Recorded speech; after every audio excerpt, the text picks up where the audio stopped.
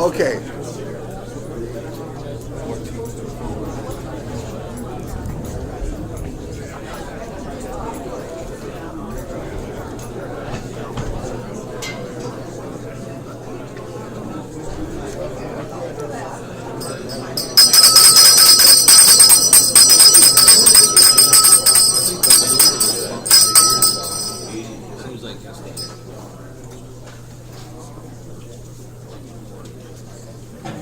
Good morning, everyone. Welcome this morning. We have a few visitors with us. Welcome, visitors, to the Fox Valley Catholic Bible Study Group. Last week we started a special little mini-series on the history of the English Bible translations. If you were not here last week, the guys in the center table over there, they have a pile of handouts that we use, an outline of what we are covering. This study started with a simple question by one of our members around Christmas time. Maybe maybe Santa Claus brought him a new Bible or something, but the question was, how many translations are there? So, starting to do a little digging and research and so on. As of November 2014, the full Bible is translated into 531 languages, and 2,883 languages have partial Bible translations. Originally, of course, written in Hebrew, Aramaic, and Greek. The oldest existing copies of Greek date only to the 4th and 5th centuries. The oldest existing copies of Hebrew scriptures, and this is only fragmentary, are the Dead Sea Scrolls, probably, which date from the 1st century BC to the 1st century AD. So it's extensive, huh? And it continues to be translated. This book of all books, this book with multiple books, and it has the history of the translations is interesting within itself. So we define our topic to just English translations, which was rather late in developing. What I have up on the board, and this is somewhat based off of part of our discussion last week, question that came up in the group. I think our friend Joel brought it up back there. That there were certain secular influences outside of the church and so on, which spurred on an explosion and brought on new eras of translations of the Bible. And this morning I'm trying to fill you in when those things happen. Speaking just of English, what we have to consider is that up until the Middle Ages, through the Middle Ages, later Middle Ages, English as we know it was rather slow in developing. We might think even the King's English, the British English, and so on, that it was there all the time. No, it came out of Old Anglo-Saxon. Old English was basically Old Anglo-Saxon. Okay, more dramatic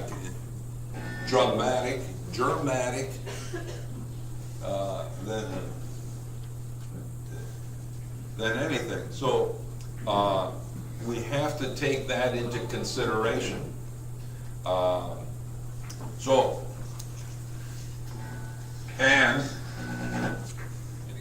we got a little problem here.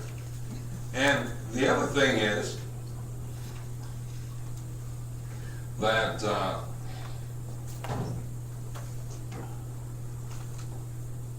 that there were certain eras then, some of them defined by other influences. What I have up here on the board, secular influences that determine movement in terms of development of English Bible translations.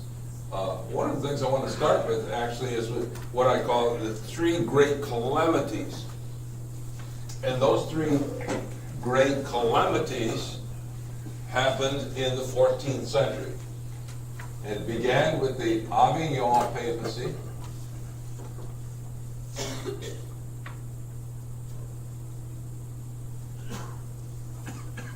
And then the Black Plague, or Black Death.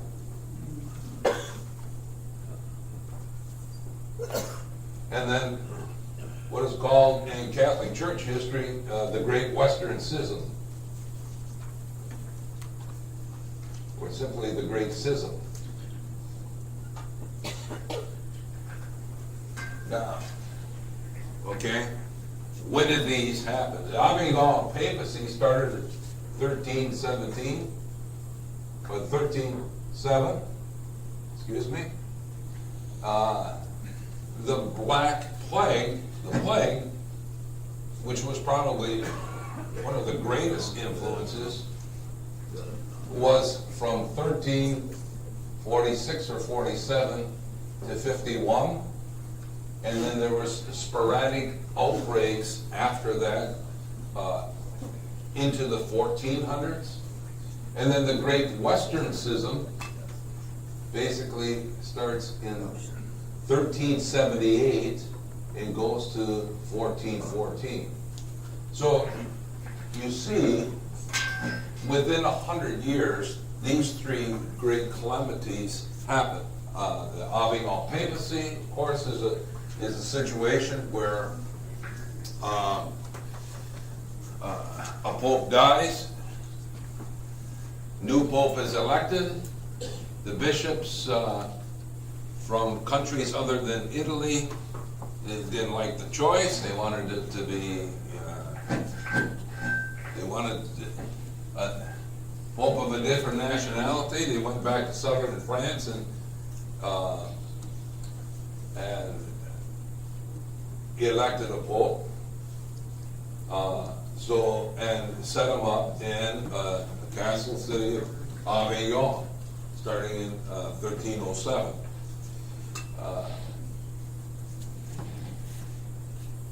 Until about 1377 or 1378, when the Italians elected a pope. The Avignon pope died. The Avignon pope did move back to Rome under the influence of St. Catherine of Siena, and then he died, and within 2 months the Italian bishops elected an Italian so that he'd be back in Rome, and the others went back to Avignon and elected their own. That's when we begin the Great Western Schism. And so there was 2 popes for a while. There was actually 3 popes for a while. Rome, Avignon, and Pisa. Pisa. That's when the tower started to tip. These are self-elected popes.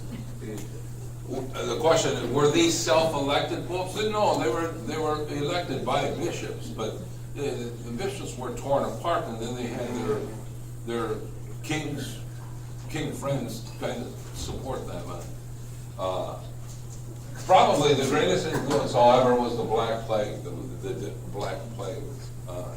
We fear somewhat the fear of our contemporary Ebola outbreak, and now they say Measles have sprung up because a whole bunch of people went down to Disney World in Florida and someone had measles and now it's spread throughout. So there's still today, there seems with these contemporary things kind of a fear. Is there going to be, a fear that this is going to be widespread? Remember, when AIDS first came about, the fear of almost everything, will we be affected and so on. Well, that sense of fear of a plague probably is ingrained in our genes almost, going back to the Black Plague, the Black Death,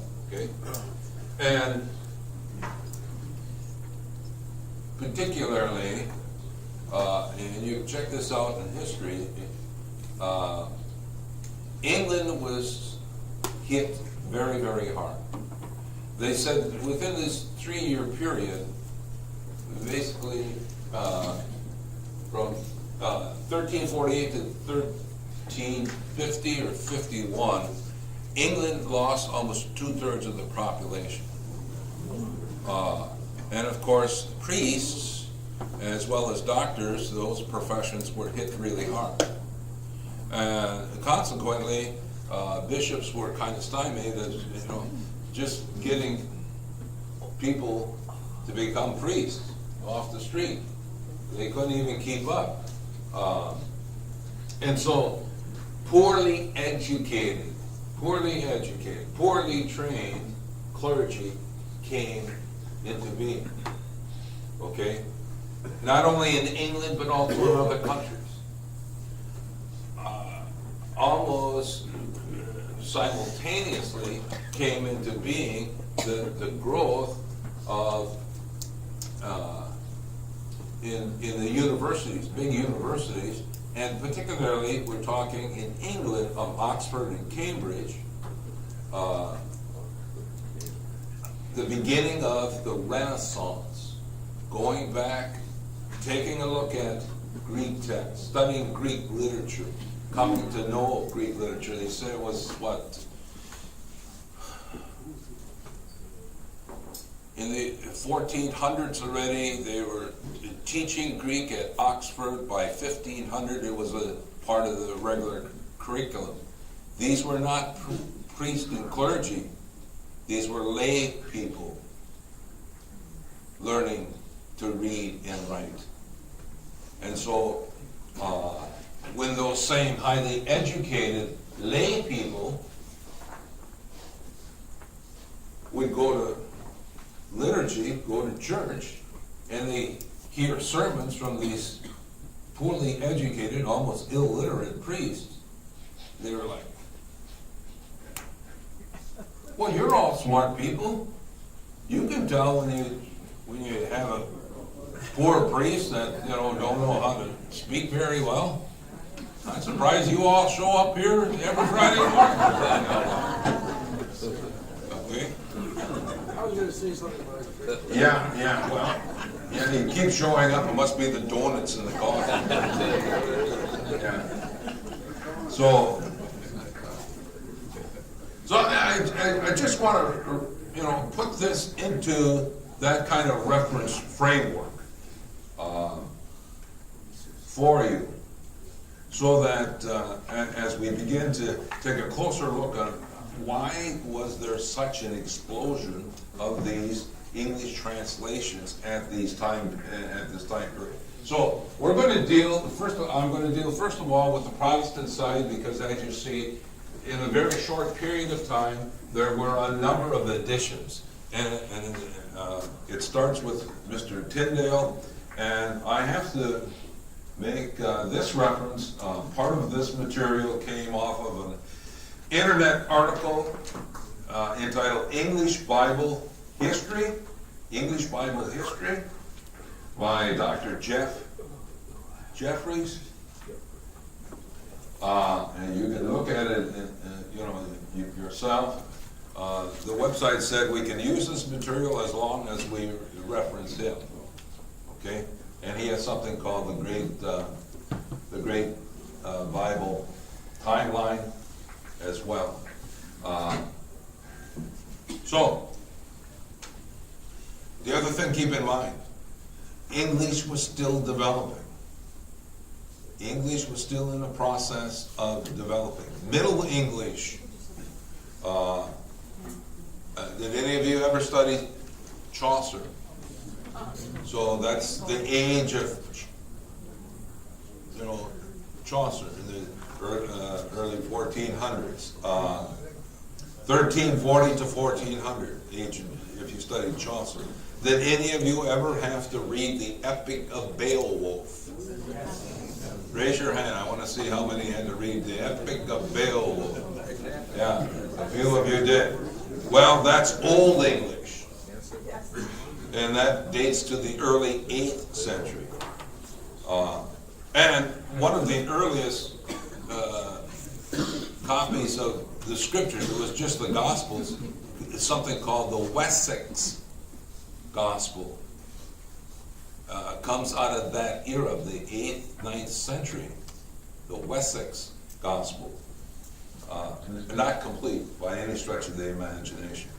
So, John Wycliffe and the Wycliffe Bible, produced between 1382 and 1384. He's credited with the first translation of the entire Bible from English into English from the Latin Vulgate.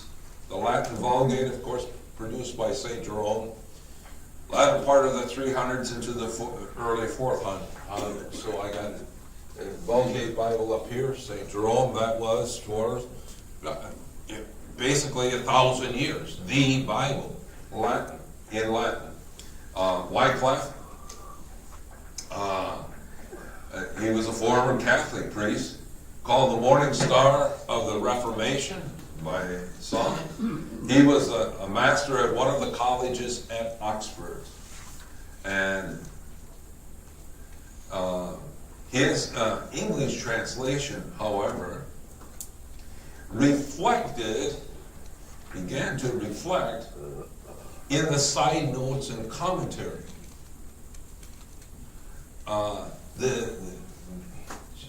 Putting it mildly, the dissatisfaction of highly educated lay people, Renaissance-minded lay people, to the poor clergy, Roman clergy that were present. Remember what I said, Black Plague influenced England at that time. And so he had a lot of commentary and so on that was critical of the Roman Church. The Roman Church. Translating the Bible into the vernacular was more than just translating the Word of God. Its notes and commentaries began to spread actually opposition to the Roman Church. From the Roman Catholic standpoint, the notes and commentaries were kind of like labeled heretical propaganda. Okay. He didn't finish. It was revised by John Purvey after Wycliffe. John Purvey, who was an associate of him, and Purvey, in his prologue and textual notes, showed even greater opposition to the English Roman clergy. You also had, between that time, in Bohemia, John Huss, who I think was a former priest too, that created the beginning roots of the reactions to the poorly trained clergy and so on. John Huss was burned at the stake in 1415. John Huss, Bohemia, burned at the stake it is said that they use Wycliffe's Bible as the kindling, pages from the Wycliffe. There wasn't just one of them, there was multiple copies, because they put their students to work in the translation. But I want you to take a note.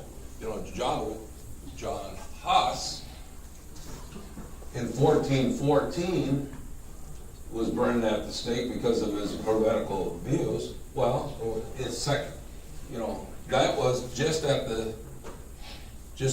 about the same time as the Great Western Schism was coming to an end, and the Roman Catholic Church ended up with just one pope again instead of having two or three. So, you know, that era was sliding to an end. The next one that we need to look at on our outline is the Tyndale Bible, or Tyndale, in the 1525 to 1531. And what we have is the beginning of the Reformation. It was spurred on by the Gutenberg Press, and I gave some statistics last week. Gutenberg Press, about 1450, the first book off the Gutenberg Press was a Bible, right, in Latin. And I said last time that within 50 years of that first translation, within 50 years,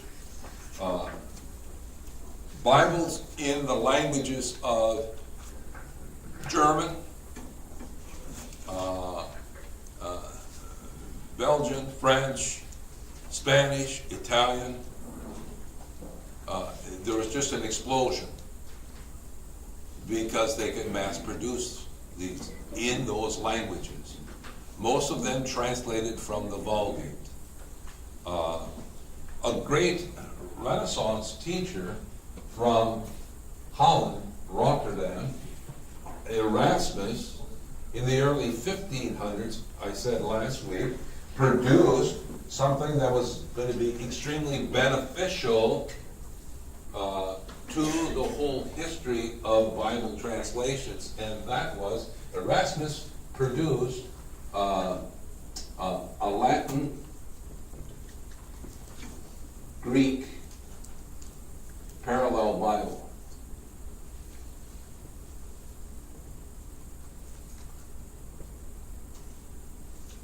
Parallel work. And the other, as we enter into the 16th century, the Protestant reformers, they will, many of them will use Erasmus's Latin to Greek translation.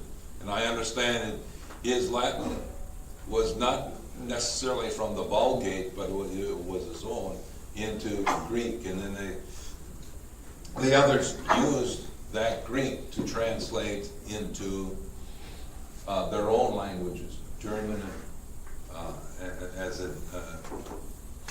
other languages. Martin Luther, of course, started the Protestant Reformation. 1517, October 31st, Halloween night, nails the 95 Theses to the cathedral wall. But it wasn't until 1521, and something called the Diet of Worms. The Diet of Worms. That has nothing to do with health, okay? The Diet at Worms, W-O-R-M-S, town in Germany, where Luther was confronted with like a church tribunal and so on. He thought he was going to be able to explain what his positions were, and they simply said, you know, you got to recant. And his response was, I can't recant. You know, take back what he was teaching, okay? Here I stand. God help me.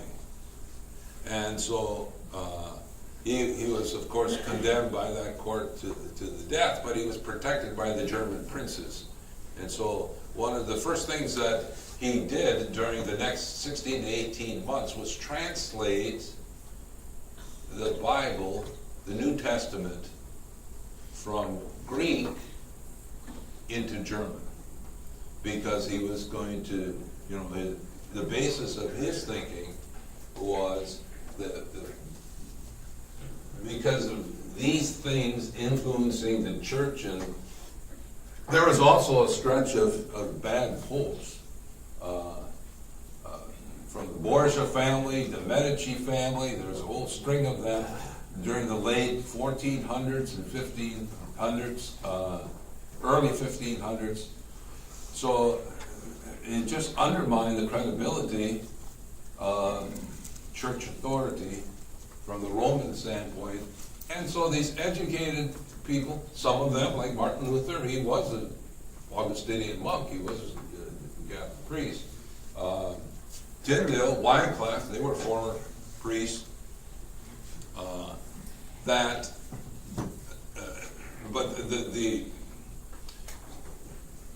it undermined the authority because those in highest authority began to lack credibility because they did not live up to what they were supposed to be living up to from the Roman Catholic Church's teachings in a number of different eras. Yeah. Well, you studied Greek.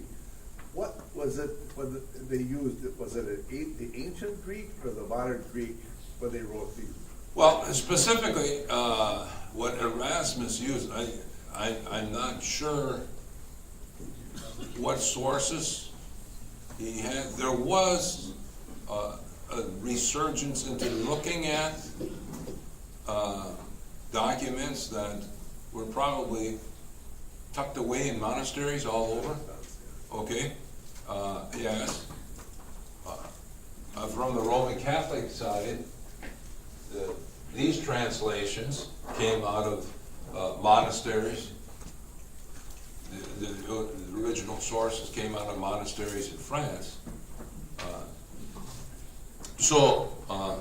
And I'm going to say something if I ever get to it today.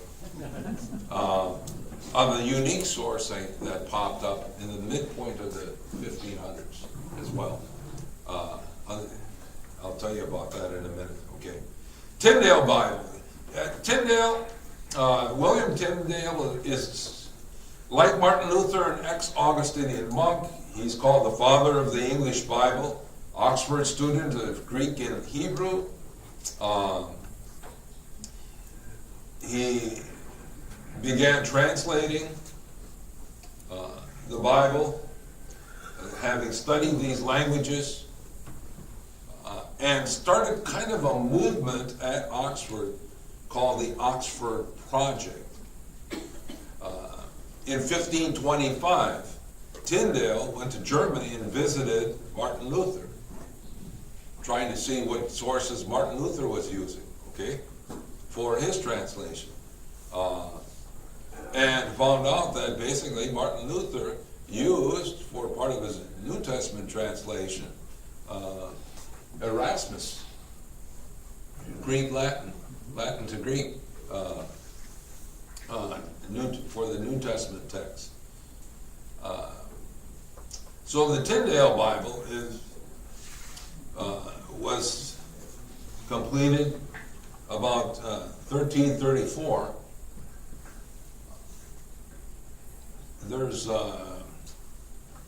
He was helped by a guy by the name of Purvey, who helped and assisted and helped him complete that Bible. In 1536, William Tyndale was put to death by the Catholic Emperor Charles V, and thus he became known in Protestant circles as the first Protestant martyr, Tyndale. About 80% of the, later on, About 80% of Tyndale's Bible will be used for the King James Version of the Bible in 1611. Shortly after, what, Joel? Mike What? has a question. Mike has a question. If Charles V executed him, where was Tyndale living? I thought he was in England. What? How did Charles V execute him if he was living in England? Tyndale. Tyndale? He might have been still hanging around with Martin Luther in Germany. Yeah. Charles was the Holy Roman Empire. Yeah. At the time. So German. Joel? All these early Bibles, did they add or delete any books, or was it just a translation of what came out of Rome? It seems like most of them started with the New Testament. Just the New Testament? Pretty much it started with the New Testament, and later on the Old Testament was added. So Okay? we're just talking New Testament right now. Yes. Although, like Tyndale was trained in Hebrew as well as Greek.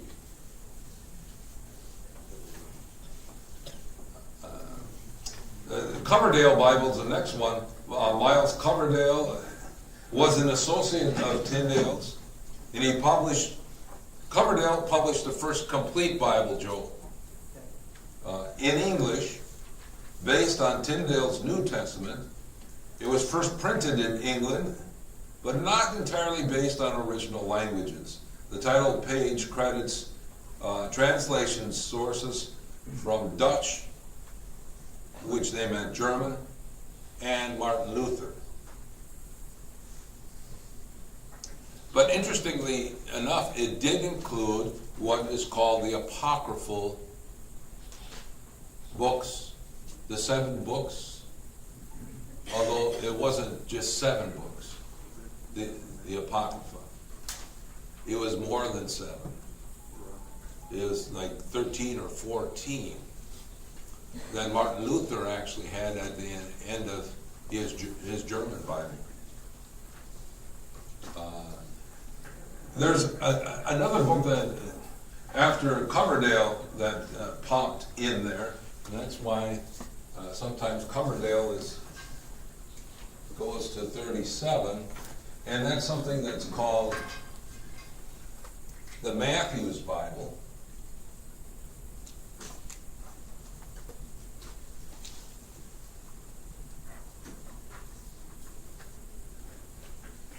And T for Thomas Matthews, but that was a pseudonym for a man whose real name was John Rogers,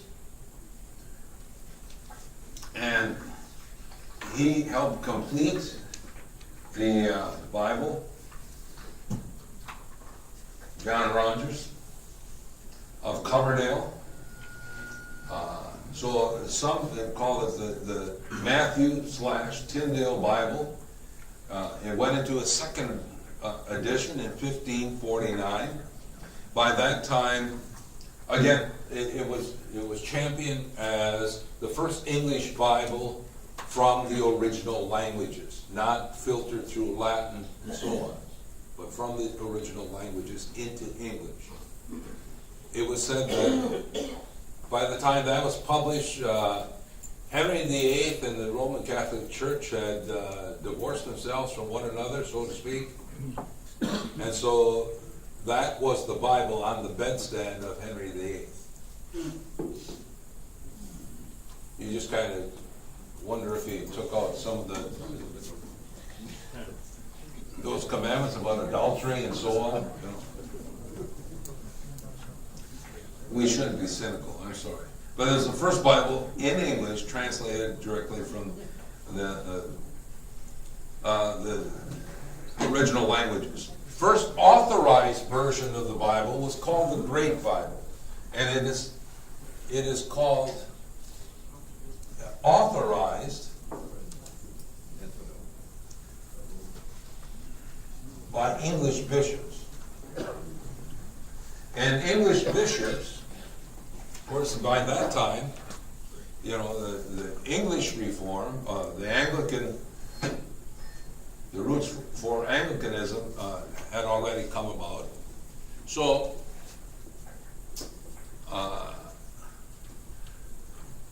this was, and the Church of England had been established. They had broken away from the Roman Catholic Church. So this was the bishops, we would call them Anglican bishops, who authorized a Great Bible. Now, it was called the Great Bible because it was intended to be used at pulpits, and on pulpits, it was 9 inches by 15 inches. So think almost like a legal size, and then you open it up and it's like twice as big. And so, because the center was, I mean, they're centering their faith on the Word of God, the authority of the Word of God. So it's called the Great Bible. Now, when that came out, there were, and of course, you know, these translations had commentaries and endnotes that were critical of the Roman Church. And so they were not exactly accepted wholeheartedly or any-heartedly by the Roman Church, okay? The Great Bible, or Geneva Bible, comes in next. Now, there's a secular influence that precipitated this Bible, and it was due to Queen Mary. Bloody Mary.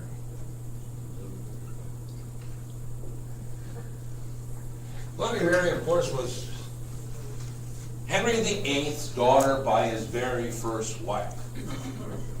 So after Henry VIII died and so on, the Catholic influences had, since he didn't really have a surviving male heir, they had his daughter by his first wife, who was a Spanish Catholic, Queen Catherine? Mary. No. Oh, yeah, Daughter. Mary was the daughter. So they sent her, and she tried to reform England back to being Roman Catholic, and set up and you know, had all kinds of Protestant leaders and Protestant people and priests put to death. Now, Queen Mary, Bloody Mary, so they call her, from 1555 to about 1560. So, note the correspondence between the Geneva Bible and Mary's reign. So the scholars from Oxford and so on, working on Oxford project of translating, ongoing translation into English of the Bible, they fled England. And where did they go? They went to Geneva.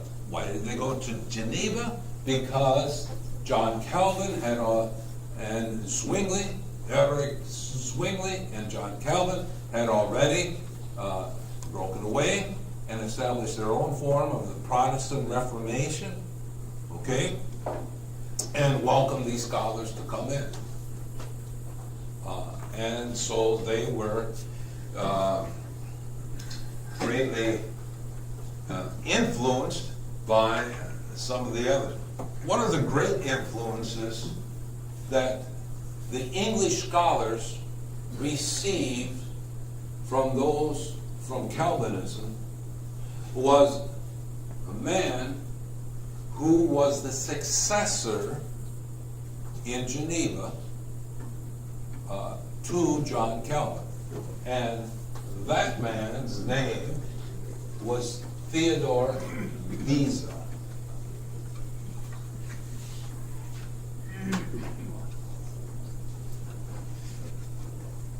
Beza. Sometimes his name is spelled with an E at the end too. And I'm not sure if he was originally got his background at Oxford or not, so therefore extended the invitation for the Oxford scholars to come to Geneva and so on. But there was something very unique. Beza, who was an expert in Greek, ancient Greek and so on, he was an expert because he went over Europe and into monasteries and so on, and he collected old texts, the oldest texts that he could find. There's a very unique text, Greek text of the Bible, that he had in his collection that, if I remember correctly, dates to about the 5th century. And comparing that to the other Greek texts that they had, it was evident to them that, hey, this is a better source than we ever had before. It's certainly a better source than Catholic Erasmus had, and because he translated simply the Latin Vulgate into Greek. So this is a better source. Beza, that had one of the best, unique, oldest, original sources of the New Testament, and so it was very profitable for him in the sense of scholarship to come out. Now this Geneva translation of the Bible, here's another unique thing. This was the first Bible in English to have chapters and verses. We might think, we've been raised with Bibles with chapters and verses, right? Chapters and verses only came about in basically the 16th century. Okay? The divisions of that. If you looked at the Greek text, the early Greek texts that they were working with, they were all capital letters and there was no break in them. I mean, what we call sentences, no, they just wrote until they came to the end of the line, and then the words just kept running together. Yeah. So that's another whole history. This became a very popular Bible. Why? Because it was small. It could be, it could fit in people's hands. Number two, it was less expensive. It wasn't very expensive. Number three, it had these divisions of chapters and verses. But they had this Calvinist preface and notes that were very, very anti-Catholic. This was the Bible of Shakespeare. If Shakespeare quotes anything from the Bible, it would have been from this translation of the Bible. Also, John Bunyan, The Pilgrim's Progress, very popular book that came out then, and it was basically the Bible of the Puritans. Just a couple of years later then, in 1568, came the Bishop's Bible. This was sponsored by Archbishop of Canterbury. It was a revision of the Great Bible, the Big Bible, in light of the Geneva Bible. It toned down the Calvinistic commentary. It replaced the Great Bible as the official Bible of the English Church. And this Bishop's Bible then could be called the second authorized version.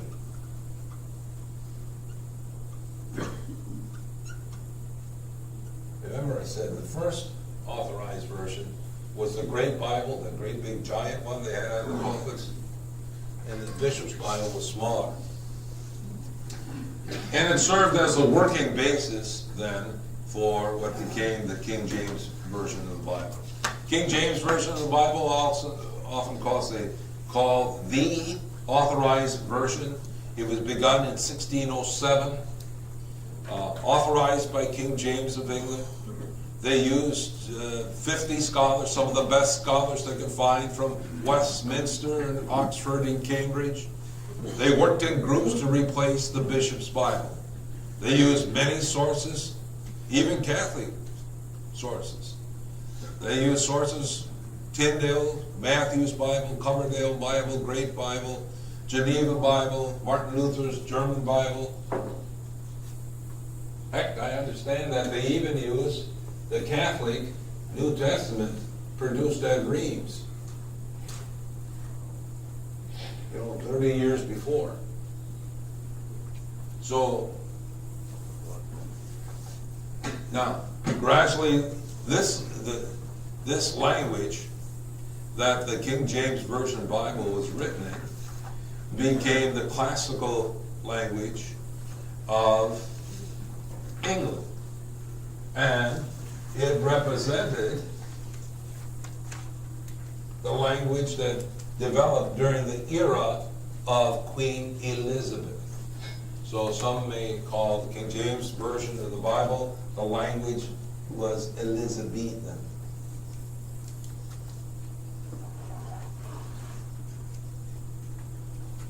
English.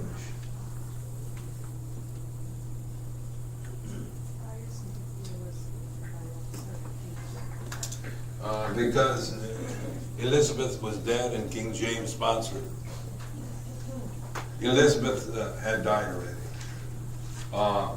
And this Elizabethan English, actually from 1558 to 1603, it spawned all kinds of English literature.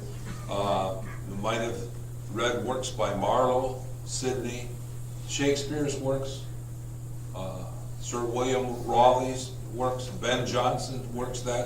All those works are in Elizabethan based English, and that is the English upon that the King James Version is written in. Yes? You have this whole series of Bibles over these few hundred years. How much difference between one translation and the next translation are there? The differences come from, as I understand it, the differences come in the development of the English language more than, it's going from more of a guttural transliteration of Anglo-Saxon into "Withy thou cometh forth frometh eateth," that kind of language. Okay, so it's actually a development from that early. I would say the influence here of the Geneva Bible with this unique source that Beza had, Theodore Beza, would have cranked up the authenticity shown in the Bishop's Bible, which a good share of it was used then for the King James Version of the Bible. Okay? Yes? In those translations, wasn't there also some subtle, from the scribes who did the work, their side notes somehow got into some of the translations as well? Yeah, there's a lot of things that got into the translations as well. The Bishop's Bible did not include the Apocrypha, whereas King James Version included the Apocrypha at the end of the New Testament, like Luther's did. But what you're suggesting, if I remember correctly, something I read in my past, research, it was through the Theodore Beza's copy of the Greek New Testament. That manuscript text had the ending, the doxology to the Our Father, which appears first then in I think it appears first in the King James Version, for thine is the kingdom and the power and the glory forever and ever. I believe that came off the text by Beza, and then into English translations. Okay, Thomas? Paige just asked, why was the New Testament written before the Old Testament? That's a good question. In English, why was the New Testament written before before the Old Testament? And the answer to that is that in the late 1400s and early 1500s, with the resurgence of this Renaissance, translation of Greek and understanding Greek manuscripts, not necessarily New Testament, but just studying Greek, became more popular in these universities, like at Oxford, so that common lay people who were students there could understand Greek. And Greek copies of the New Testament were more available than like older Hebrew copies. Okay? Yeah. Rory. You have a column for Protestant Bibles and a column for Catholic Bibles. Yeah. Do the people know the difference of which is which, and where did they get Bibles from? Where did they get Bibles? Yeah, I mean, it wasn't a St. Patrick Cook story, so. Well, you know, the Gutenberg press, you know, but when you take a look at these days, the Gutenberg press was cranking out Bibles for 100 years. Okay? So, multiple Bibles, probably the advent of bookstores, you know, was already in, full swing. Did they Uh, know the difference? Huh? Did they know the difference between the Protestant version and the Catholic version? No, because the Catholic version was still in Latin. Oh, it was the Latin Vulgate. That was still the Latin Vulgate, which I want to just get to. If you know, the Catholic translation under this heading is a lot shorter than over there, because during this era, the Vulgate, the Latin Vulgate Bible, was still the official Bible of the Roman Catholic Church. Okay? And it was some English-trained monks at Douai, which was a monastery in France, at Reims, Oxford-trained scholars who were given the green light to begin doing a translation into English from the original language. But they basically did English from the Vulgate. And then at Douai, the second part, translated from the Vulgate carefully from original Hebrew and Greek. The work was done by English Catholic scholars. New Testament was completed in 1582. Old Testament at Douai in 1609. Its Latinisms were common in English writing to the day. So it made this translation very, very stiff and so on. And so when this was completed, if you note, Old Testament, New Testament, Old Testament, complete in English, Catholic version, completed before the King James Version of the Bible. Okay? Father, many of us here were brought up in a tradition that Catholics did read the Bible. How long ago did that start, where Catholics were not encouraged to read Scripture? Oh, it was, a reaction. It was a reaction off of the Council of Trent. So you superimpose in this era, especially in this era after the Reformation, the time period of the Council of Trent.